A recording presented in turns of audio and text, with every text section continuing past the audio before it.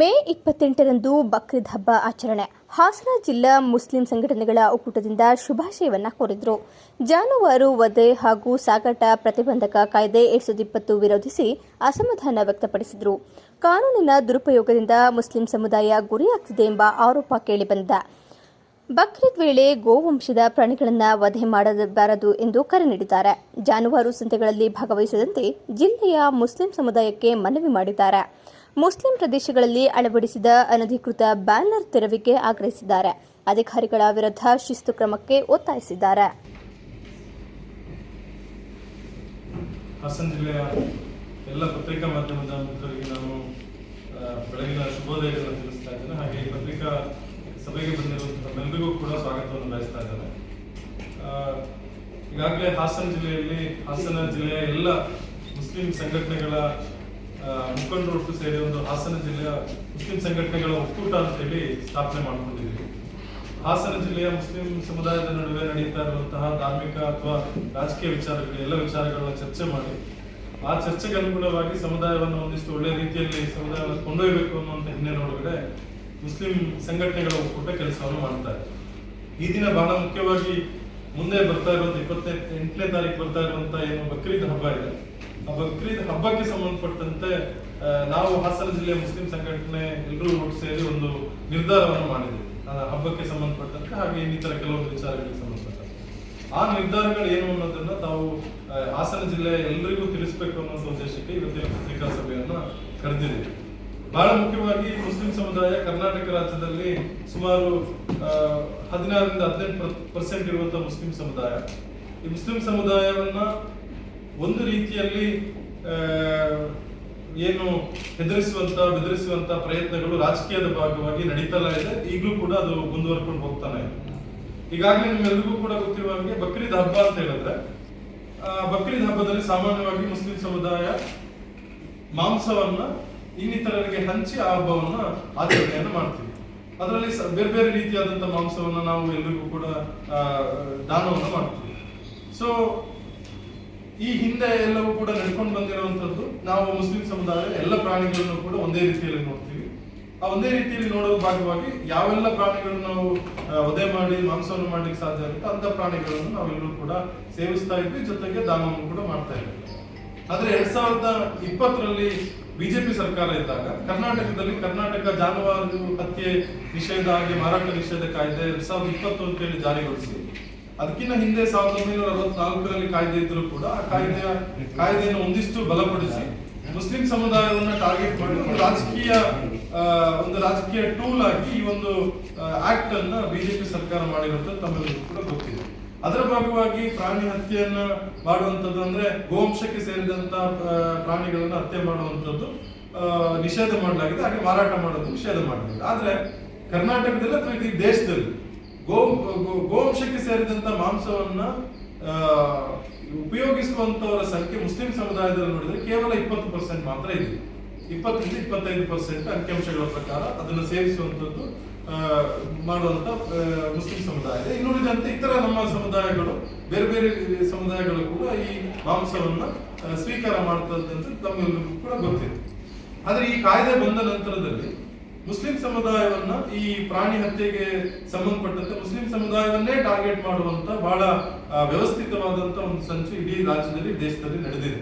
ಅದು ನೀವು ಎಲ್ಲರೂ ಕೂಡ ನೋಡ್ತಾ ಇದ್ರಿ. ಕರ್ನಾಟಕದಲ್ಲಿ ಪ್ರಾಣಿ ಹತ್ಯೆ ಜಾನುವಾರು ಹತ್ಯೆ ನಿಷೇಧ ಕಾಯ್ದೆ ಬಂದ ನಂತರದಲ್ಲಿ ಯಾವುದೇ ಸಂತೆಯಲ್ಲಿ ಏನಾದ್ರು ಜಾನುವಾರುಗಳನ್ನ ಕೊಂಡೊಯ್ಯಬೇಕಾದ್ರೆ ಮುಸ್ಲಿಂ ಸಮುದಾಯದ ಮಾತ್ರ ಅವ್ರನ್ನ ಟಾರ್ಗೆಟ್ ಮಾಡುವಂಥದ್ದು. ರೈತರು ಕೂಡ ತಮ್ಮ ಕೃಷಿ ಕೆಲಸಗಳಿಗೆ ಏನಾದ್ರು ಜಾನುವಾರುಗಳನ್ನ ಪರ್ಚೇಸ್ ಮಾಡಿ ತಗೊಂಡು ಹೋಗ್ತಾ ಇದ್ರು ಕೂಡ ಅವರ ಮೇಲೆ ಹಲ್ಲೆಗಳು ನಡೆಸುವಂತದ್ದು, ಆ ಗೋವುಗಳನ್ನ ತೆಗೆದುಕೊಂಡು ಹೋಗಿ ಪೊಲೀಸ್ನವರಿಗೆ ಒಪ್ಪಿಸುವಂತದ್ದು, ಮಾರಲ್ ಪೊಲೀಸಿಂಗ್ ಮಾಡುವಂತದ್ದು. ಒಂದು ಗುಂಪು, ಈ ತರದ ಕಿಡಿಗೇಡಿಗಳ ಗುಂಪು ಸಾಮಾನ್ಯವಾಗಿ ಬಂಧುತ್ವವನ್ನ, ಭ್ರಾತೃತ್ವವನ್ನ, ಸಹೋದರತ್ವವನ್ನ ವಿರೋಧಿಸುವಂತ ಈ ಗುಂಪು ನಮ್ಮ ನಡುವೆ ಕೆಲಸವನ್ನು ಮಾಡಿಕೊಂಡೇ ಬಂದಿದೆ. ಆ ಎಲ್ಲ ಹಿನ್ನೆಲೆಯಿಂದ ನಾವು ಹಾಸನ ಜಿಲ್ಲೆಯ ಮುಸ್ಲಿಂ ಸಂಘಟನೆಗಳ ಒಕ್ಕೂಟ ಈ ಬಾರಿ ಒಂದು ನಿರ್ಧಾರವನ್ನು ಮಾಡಿದ್ದೇವೆ. ಈ ಬಕ್ರೀದ್ ಹಬ್ಬದ ದಿನ ಯಾರು ಕೂಡ ಗೋವಂಶಕ್ಕೆ ಸಂಬಂಧಿಸಿದಂತೆ ಯಾವುದೇ ಪ್ರಾಣಿಯನ್ನು ವಧೆ ಮಾಡಬಾರ್ದು, ಆ ವಧೆಯನ್ನು ನಾವು ನಿಷೇಧ ಮಾಡಲಾಗಿದೆ ಅಂತ ಹೇಳಿ ನಾವು ಮೊನ್ನೆ ಎಲ್ಲವೂ ಕೂಡ ನಮ್ಮ ಸಂಘಟನೆ ಎಲ್ಲ ನಾಯಕರು ಕೂಡ ಚರ್ಚೆ ಮಾಡಿ ಗೋ ವಂಶಕ್ಕೆ ಸೇರಿದ ಯಾವುದೇ ಪ್ರಾಣಿಗಳನ್ನ ಖರೀದಿ ಮಾಡಬಾರ್ದು, ಜೊತೆಗೆ ಯಾವುದನ್ನು ಕೂಡ ವಧೆ ಮಾಡಬಾರ್ದು ಅಂತ ಹೇಳಿ ತೀರ್ಮಾನವನ್ನು ಮಾಡಿದ್ದೀವಿ. ಹಾಸನ ಜಿಲ್ಲೆಯ ಎಲ್ಲ ಮುಸ್ಲಿಂ ಸಮುದಾಯ ಈ ಒಂದು ನಿರ್ಧಾರವನ್ನ ತಾವು ಪಾಲಿಸಬೇಕು ಅನ್ನೋ ಆಗ್ರಹವನ್ನು ಕೂಡ ನಾವು ಮಾಡ್ತಾ ಇದ್ದೀವಿ. ಅದ್ರ ಜೊತೆಗೆ ಇವತ್ತು ಮುಸ್ಲಿಂ ಸಮುದಾಯ ಹೆಚ್ಚಿರುವಂತ ಮೊಹಲ್ಲಾಗಳಲ್ಲಿ, ಎಕ್ಸಾಂಪಲ್ ಪೆನ್ಷನ್ ಮೊಹಲ್ಲಾ ಇರ್ಬೋದು, ಅಮೀರ್ ಮೊಹಲ್ಲಾ ಇರ್ಬೋದು, ಆ ಕಡೆ ಮೆಹಬೂಬ್ ನಗರ್ ಇರ್ಬೋದು, ಎಲ್ಲ ಕಡೆಗಳಲ್ಲಿ ಜಿಲ್ಲಾಡಳಿತ, ಸರ್ಕಾರ ಹಾಗೆ ಪೊಲೀಸ್ ಇಲಾಖೆ ಒಂದು ಪ್ರಕಟಣೆಯನ್ನು ಮಾಡಿದೆ, ಒಂದು ಬ್ಯಾನರ್ ಗಳನ್ನ ಹಾಕಿದೆ. ಯಾರು ಕೂಡ ಗೋಹತ್ಯೆ ಅನ್ನೋಂಥದ್ದು ಮಾಡಬಾರ್ದು, ಜೊತೆಗೆ ಅದು ಕಾನೂನಿನಲ್ಲಿ ಅವಕಾಶ ಇರುವಂತದ್ದು. ಆದ್ರೆ ಎಷ್ಟು ಏನು ಸಂವಿಧಾನ ವಿರೋಧಿಯಾಗಿ ಆ ಪ್ರಕಟಣೆಯನ್ನು ಮಾಡಿದ್ದಾರೆ ಅಂತ ಹೇಳಿದ್ರೆ, ಸರ್ಕಾರ ಎಲ್ಲೂ ಕೂಡ ಅದನ್ನ ಹೇಳಿಲ್ಲ, ಪ್ರಕಟಣೆಯನ್ನು ಮಾಡಿ ಅಂತ ಹೇಳಿ ಎಲ್ಲೂ ಕೂಡ ನೋಟಿಫಿಕೇಶನ್ ಮಾಡಿಲ್ಲ. ಜಿಲ್ಲಾಡಳಿತವನ್ನು ನಾವು ಕೇಳಿದಾಗ ಜಿಲ್ಲಾಡಳಿತ ಯಾರು ಮಾಡಿದ್ದಾರೆ ಅಂತ ಹೇಳಿ ಗೊತ್ತಿಲ್ಲ. ಪೊಲೀಸ್ ಇಲಾಖೆಯನ್ನು ಕೇಳಿದ್ರೆ ಪೊಲೀಸ್ ಇಲಾಖೆಯಲ್ಲಿ ಯಾರು ಮಾಡಿದ್ದಾರೆ ಅಂತ ಗೊತ್ತಿಲ್ಲ. ಮಹಾನಗರ ಪಾಲಿಕೆಯನ್ನು ಕೇಳಿದ್ರೆ ಮಹಾನಗರ ಪಾಲಿಕೆಯವರು ಯಾರು ಮಾಡಿದ್ದಾರೆ ಅಂತ ಗೊತ್ತಿಲ್ಲ ಅಂತ ಹೇಳಿ ಉತ್ತರವನ್ನ ಕೊಡ್ತಿದ್ದಾರೆ. ಆದ್ರೆ ಇಡೀ ಹಾಸನ ನಗರದ ಎಲ್ಲ ಮೊಹಲ್ಲಾಗಳಲ್ಲಿ ಈ ರೀತಿಯಾದಂತಹ ಒಂದು ಫ್ಲೆಕ್ಸ್ ಗಳನ್ನ ಹಾಕಿದ್ದಾರೆ.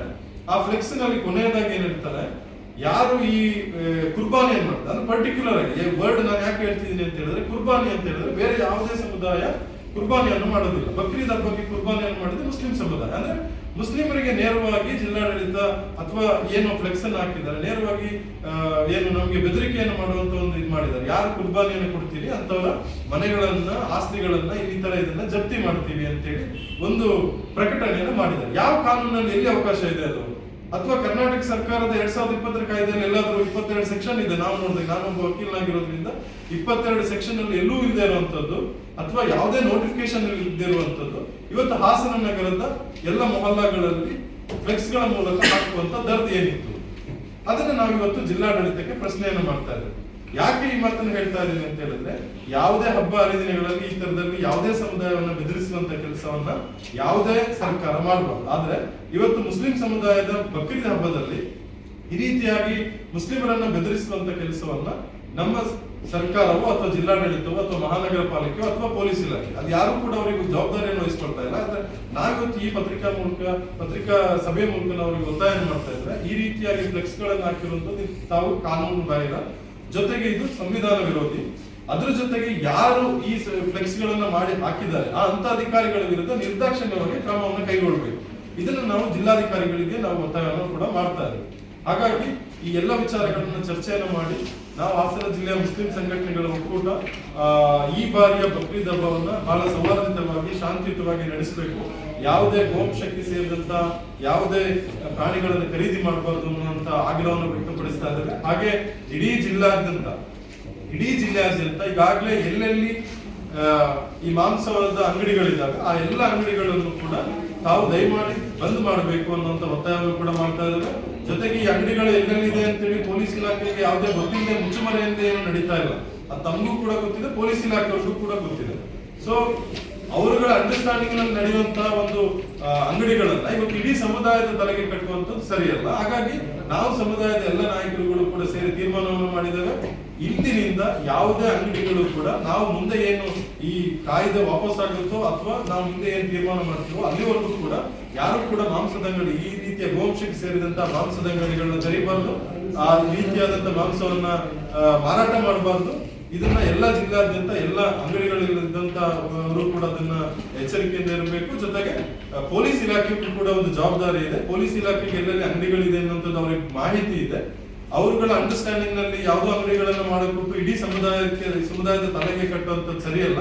ಹಾಗಾಗಿ ಪೊಲೀಸ್ ಇಲಾಖೆಯಲ್ಲೂ ಕೂಡ ನಾವು ಮನವಿಯನ್ನು ಮಾಡ್ತಾ ಇದ್ದೇವೆ, ಇಂಥ ಅಂಗಡಿಗಳನ್ನ ತಾವು ನಿರ್ದಾಕ್ಷಿಣ್ಯವಾಗಿ ಬಂದ್ ಮಾಡಿ, ನಾವು ಯಾರು ಕೂಡ ಅವ್ರಿಗೆ ಸಪೋರ್ಟ್ ಮಾಡ್ತಾ ಇಲ್ಲ, ನೀವು ಕೂಡ ಅವ್ರಿಗೆ ಬಂದ್ ಮಾಡೋ ರೀತಿಯಲ್ಲಿ ನೀವು ಮಾಡಬೇಕು ಅನ್ನೋ ಎಚ್ಚರಿಕೆಯನ್ನು ಕೊಡ್ತಾ ಈ ಒಂದು ನಾಡಿದ್ದು ನಡೆಯುವಂತ ಬಕ್ರೀದ್ ಹಬ್ಬ ಏನಿದೆ, ನಾವು ಬೇರೆ ರೀತಿಯಾದಂತಹ ಕುರಿ, ಮೇಕೆ ಈ ತರದ ಮಾಂಸಗಳನ್ನು ಕೊಡ್ಲಿಕ್ಕೆ ಅವಕಾಶ ಇದೆ.